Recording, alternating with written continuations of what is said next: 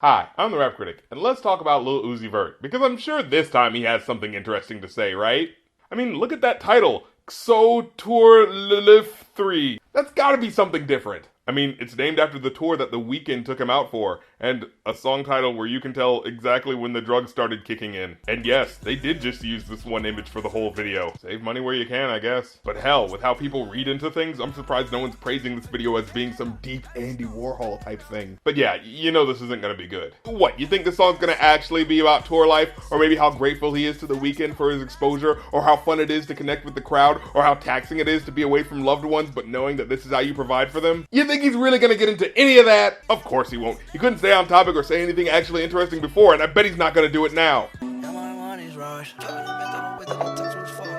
What, did you think this was gonna be a bit where the next lyric proved me wrong? No, of course that's not gonna happen. I just told you, he never has anything actually interesting to say. He's never gonna actually have a song with consistent lyrics or even a song with any emotional weight to it. I don't really care if you cry.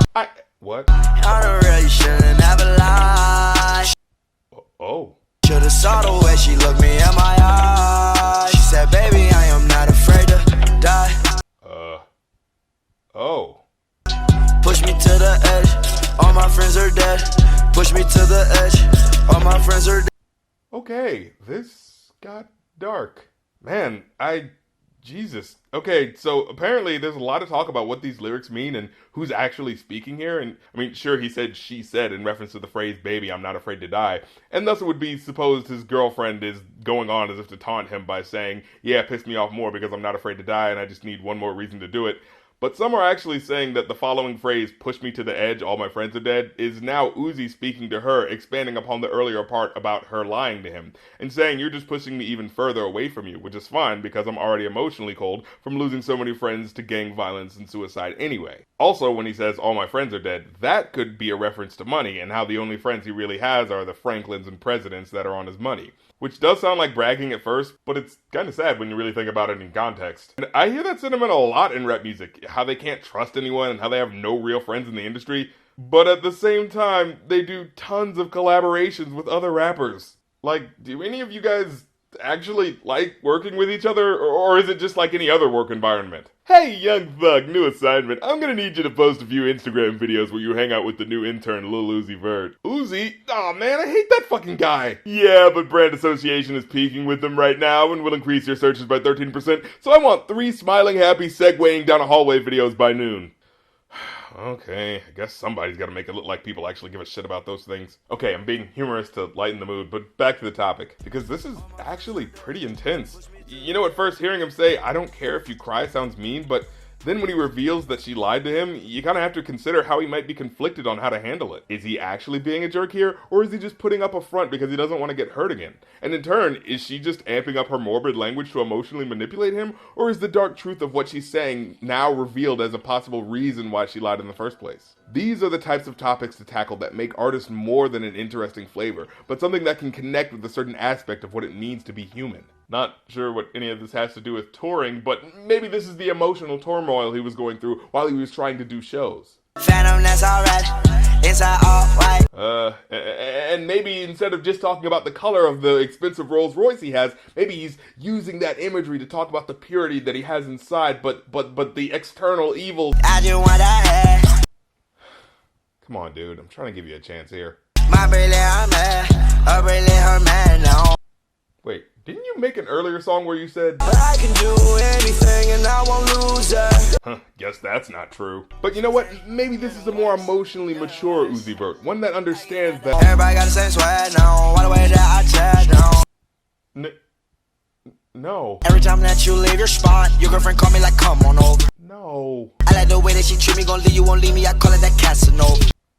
God damn it, man! I was actually starting to respect you! I was gonna use this review to make a point that I could still like an artist's work and respect them regardless of who they were or what they did previously, because it's not about old school or new school or subgenres, it's about what you as an individual have to say on an individual track, and that I can dig Uzi Vert when he puts real time and thought into his track. But you fucked it up! She said I'm insane, I might blow my brain out. Johnny, all the pain out. Please, Johnny, make it go away. Oh man, what insane insightful lyrics painting addictive drugs as coping mechanisms for the pain of heartbreak and stress. Immediately cue lyrics that Lil Uzi Vert fans will completely overlook, which contradict the entire mood that these lyrics were setting up. Fast car, nice car, red song. I was counting that I is all 20s, that's a G, bro. Daddy, not your swag, I swear you fake on. Y'all ain't nigga wanna take my kid on. K-Dance? Really?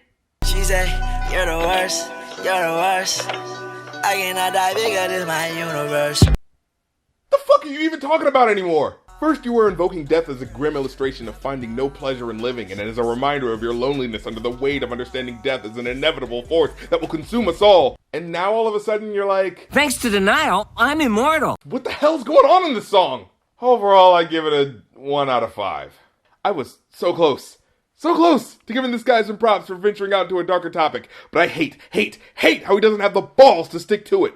Maybe someone could make the case that it's like a mixture of these good and bad emotions happening to him, and that's why the tone is so muddled. But I think it's more intellectually honest to say that he just didn't put in the effort that he could have put in to make this song work. So he just has to devolve into lyrics about once again having sex with your girlfriend and having more money than you, as if it's some sort of contractual obligation for making a mainstream rap song. Hell, for all I know it is. Hey, Lil Uzi, great song, but if you could make the recommended changes to your lyrics so we can get this to corporate, that'd be great. But I was writing about my existential crisis while on tour and how it's affecting my love life. Yeah, but market research shows people like songs about fast cars and fucking bitches, so if you could, just change about 35% of these lyrics to be about that in the revision. 35? But it's not about that. And changing some of the lyrics to be about that wouldn't make sense. Well, maybe you could have an existential crisis while having sex with someone else's girlfriend. Have you thought about that? Alright, you're the creative guy. Hop to it. Well, I'm the rap critic. You don't have to like my opinion, but I don't have to like your song.